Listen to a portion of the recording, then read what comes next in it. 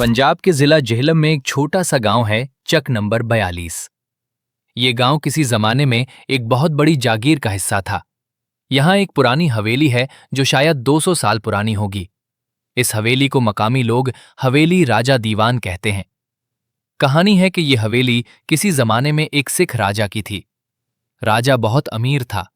उसके पास सोने चांदी के ढेर थे, हाथियों के बेड़े थे और पूरे इलाके में उसका नाम था। लेकिन जब अंग्रेज आए और सिख सल्तनत खत्म हुई तो राजा ने अपना सारा खजाना हवेली के तहखाने में छुपा दिया और खुद मर गया। कहा जाता है कि उसने अपने खजाने की हिफाजत के लिए एक जादुई सांप छोड़ा था जो किसी को भी खजाने के करीब नहीं फटकने देता। ये कहानी मुझे बाबा जी मेहर अली ने सुनाई। वो आजकल पंजाब के एक छोटे से गांव चक नंबर 42 में एक छोटी सी खानकाह के सज्जादा नशीन है। उम्र तकरीबन 90 साल है। आंखें धुंधली हो चुकी हैं, लेकिन उनकी जबान आज भी वही है और उनकी याददाश्त कंप्यूटर से भी तेज। जब मैं उनसे मिला तो वो अपनी खानकाह के सहन में बैठे परिंदों को दाना डाल रहे थे। मैंने कहा, बाबा जी वो पुरानी कहानी सुनाएं, सोने की डेग और सांप वाली। बाबा जी ने परिंदों को दाना डालना बंद किया, मेरे पास आए और मेरे हाथ में अपना हाथ रखकर कहा, वो इसी हवेली के तहखाने में पड़ी है और वो सांप अब भी जिंदा है, 100 साल से ज्यादा। लेकिन वो सिर्फ सांप नहीं, वो अजदहा है, एक जादुई अजदहा जो इस खजाने की हिफाजत कर रहा है। मैंने पूछा, बाबा जी क्या आपने उसे देखा है? बाबा जी ने अपनी आंखें बंद की। हाँ, मैंने उसे देखा है, लेकिन मैं मरता मरता बचा। उस सांप की आंखों में आग थी और उसका जिस्म लोहे से भी सख्त था। इसे मारने के लिए न गोली चलती है न तलवार चलती है। इसे सिर्फ वो मार सकता है जिसके दिल में कोई लालच न हो। फिर उन्होंने कहानी शुरू की। हवेली की शोहरत पूरे इलाके में है। लोग उसे मनहूस कहते हैं। कोई उसके पास रात को नहीं जाता, कोई उसके अंदर दाखिल होने की जुर्रत नहीं करता। लेकिन इस हवेली की सबसे बड़ी शोहरत उसके तहखाने की है, जहां कहा जाता है कि सोने की एक बड़ी देग पड़ी है जिसमें हीरे जवाहरात भरे हैं। ये देग इतनी बड़ी है कि उसे 10 आदमी मिलकर उठा सकते हैं और इसकी कीमत इतनी है कि अगर कोई उसे पाले तो वो सारी जिंदगी अमीर रहे। लेकिन इस देग की हिफाजत पर 100 साला सांप मामूर है। कुछ लोग कहते हैं कि वो सांप नहीं, अजदहा है, जिसका जिस्म 10 फीट लंबा है, आंखें आग की तरह सुर्ख हैं और उसके बदन के एक एक छिलके पर सोना जुड़ा हुआ है। कुछ कहते हैं कि ये सांप असल में कोई सांप नहीं बल्कि राजा की रूह है, जो अपने खजाने की हिफाजत के लिए इस शक्ल में आया है। मैंने ये कहानी बचपन में अपनी दादी जान से सुनी थी।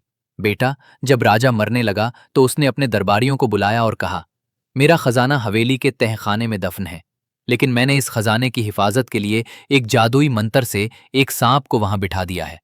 वो सांप मारा नहीं जा सकता क्योंकि वो सोना खाता है, इसके जिस्म पर लोहे के छिलके हैं। वो सिर्फ इसी इंसान से मरेगा जिसके दिल में लालच न हो, और ऐसा इंसान दुनिया में नहीं। दादी जान ने यह भी बताया था कि बहुत से लोग उस सांप को मारने गए, कभी वहां से वापस नहीं आए। कुछ तो हवेली के अंदर घुसे, कुछ ने सिर्फ झांका, लेकिन सबका अंजाम एक था। अब आते हैं असल कहानी पर, जो उस गांव के एक नौजवान के साथ पेश आई।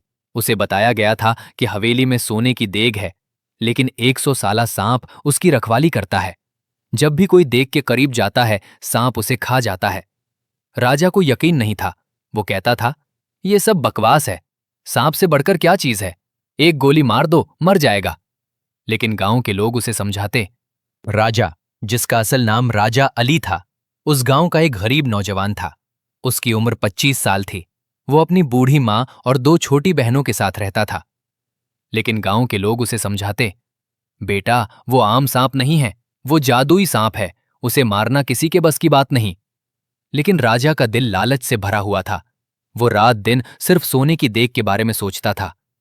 एक दिन राजा ने अपनी मां से कहा, अम्मा मैं हवेली में जाऊंगा, देग निकालूंगा, फिर हम अमीर हो जाएंगे। राजा की मां ने उसे रोकने की बहुत कोशिश की। और मैं उस सांप को मार कर रहूंगा, बस मेरे लिए दुआ करो। राजा की मां ने उसे आखिरी बार समझाया, सुन बेटा, अगर जा ही रहा है तो एक बात याद रख, सांप का असल जहर उसकी आंखों में है। अगर उसकी आंखों में देख लिया तो तू पत्थर हो जाएगा, इसलिए उसकी आंखों में मत देखना। और दूसरी बात, सांप सोने का भूखा है, अगर उसे सोने का कोई टुकड़ा फेंक दोगे तो वो मसरूफ हो जाएगा, तब तुम देग उठा सकते हो। राजा ने अपनी मां की बातें याद रखी और वो हवेली की तरफ निकल गया। राजा ने रात का सफर किया। उसने एक बड़ा बैग उठाया, देग में सोना भरने के लिए। एक छुरी भी ली, सांप को मारने के लिए, हालांकि उसे पता था कि छुरी शायद काम ना करे। वो रात के 11 बजे हवेली के पास पहुंचा। हवेली की इमारत बहुत बड़ी थी, 3 मंजिला, जिसकी दीवारें काली पड़ चुकी थीं। दरवाजा बहुत बड़ा था, जिस पर भारी ताला लगा हुआ था, लेकिन ताला जंग आलूद था। राजा ने एक पत्थर मारकर ताला तोड़ दिया। दरवाजा खुला तो अंदर से बहुत भारी बू आई, जैसे कोई मुर्दार पड़ा हो, या जैसे किसी ने सैकड़ों सालों से ये जगह ना खोली हो। राजा ने अपनी टॉर्च जलाई और अंदर दाखिल हुआ। हवेली के अंदर बहुत बड़ा सहन था, जिसके बीच में एक पुराना कुआं था। चारों तरफ कमरे थे, जिनके दरवाजे टूटे हुए थे। राजा ने तह खाने का दरवाजा ढूंढा। उसे हवेली के पिछले हिस्से में एक छोटा सा दरवाजा मिला, जिस पर एक कदीम जबान में कुछ लिखा था। राजा उसे ना पढ़ सका।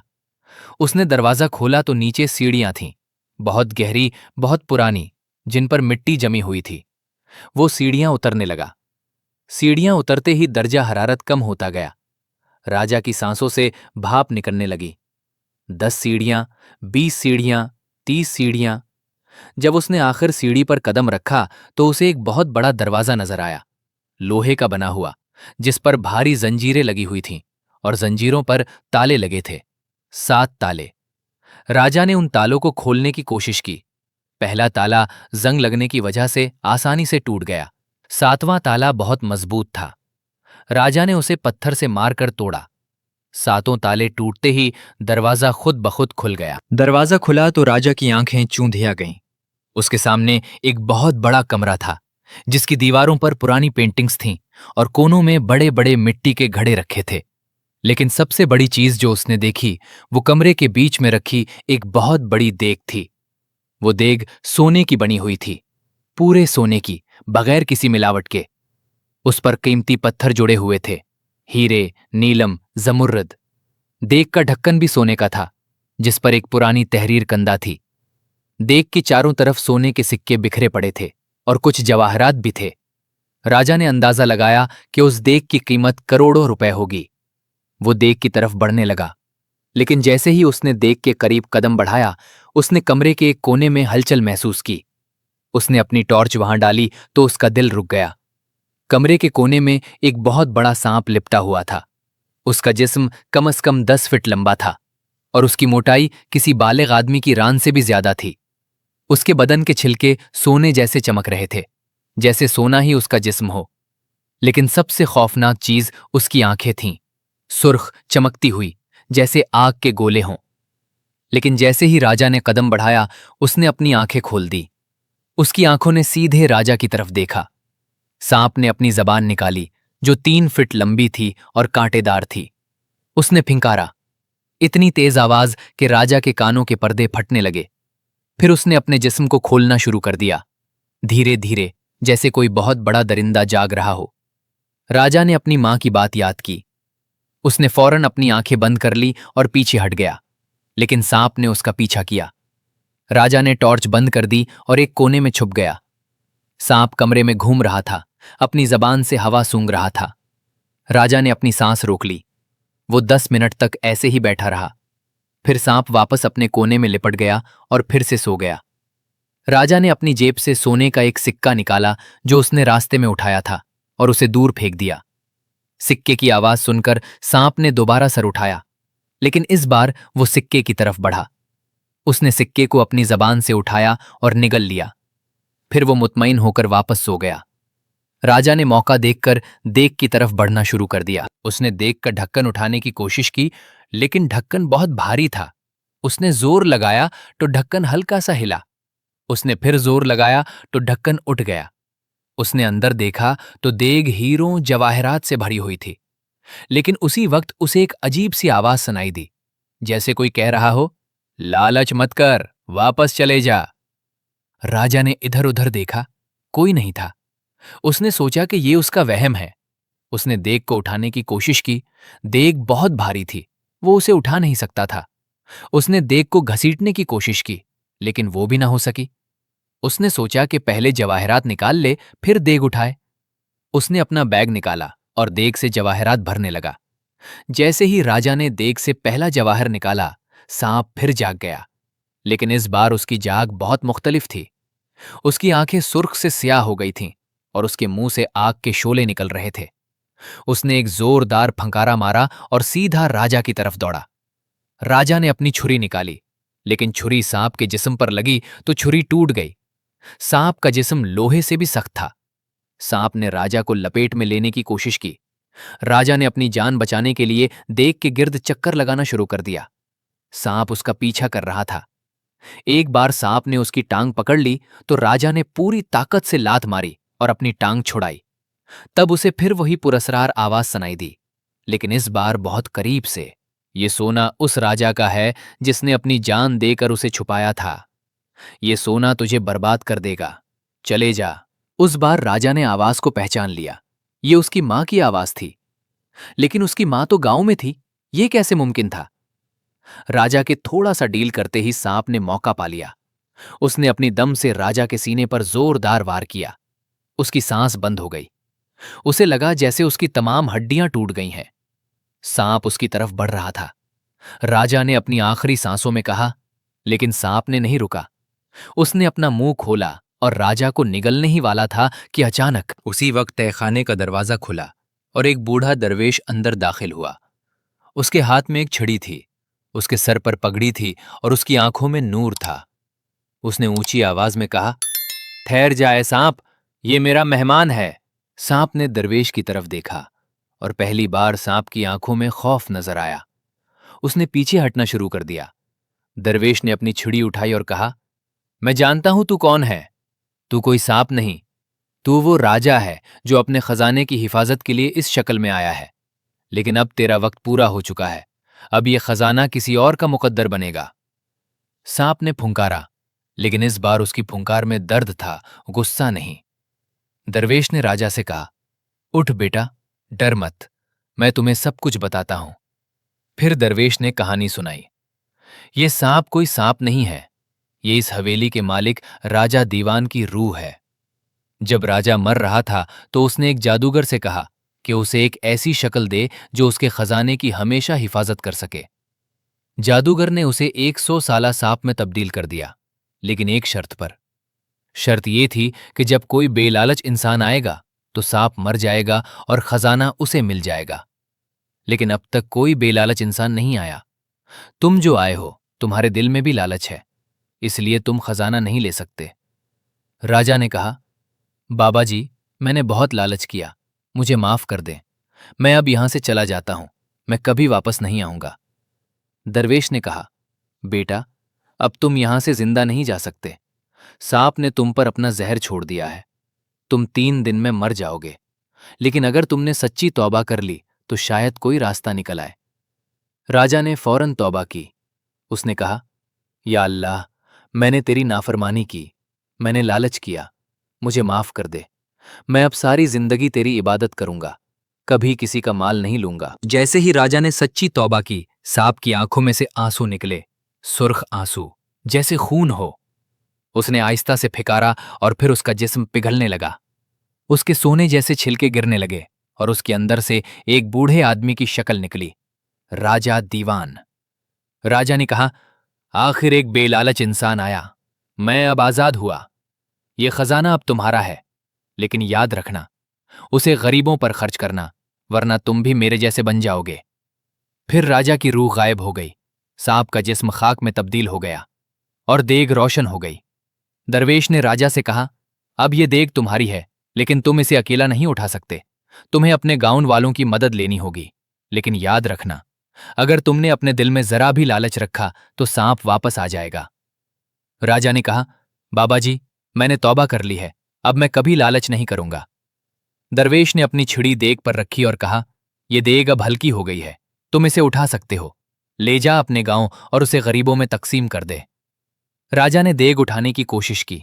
देग वाकई बहुत हल्की हो चुकी थी। वो उसे आसानी से उठाकर ऊपर ले आया। राजा सुबह के वक्त गांव वापस आया। लोगों ने उसे देखा तो सब हैरान रह गए। उसने सबको बताया कि उसे सोने की देग मिल गई है, लेकिन शर्त यह है कि उसे गरीबों में तकसीम करना है। गांव के लोगों ने कहा, तुम पागल हो गए हो, ये सब सोना तुम ले सकते हो, अपनी मां और बहनों को अमीर बना सकते हो। लेकिन राजा ने कहा, नहीं, मैंने तौबा कर ली है, ये सोना गरीबों का है। राजा ने सारी देग को गरीबों में तकसीम कर दिया। उसने अपने लिए कुछ नहीं रखा, सिर्फ एक सोने का एक छोटा सा सिक्का यादगार के तौर पर रख लिया। राजा ने जो सोना तकसीम किया उससे पूरे गांव की तरक्की हुई। एक स्कूल बना, एक अस्पताल बना, एक मस्जिद भी तामीर हुई। लेकिन राजा खुद गरीब ही रहा। वो फिर मजदूरी करने लगा।